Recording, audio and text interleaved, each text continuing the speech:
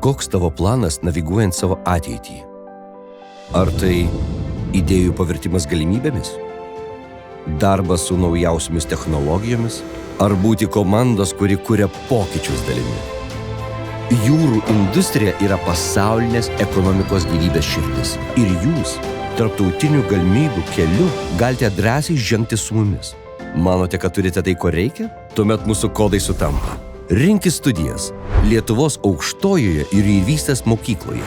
Jūrų laivavedyba, laivų energetinių įrenginių eksploatavimas, laivų elektros įrenginių eksploatavimas, uosto ir laivybos valdymas, jūrų transporto logistikos technologijos.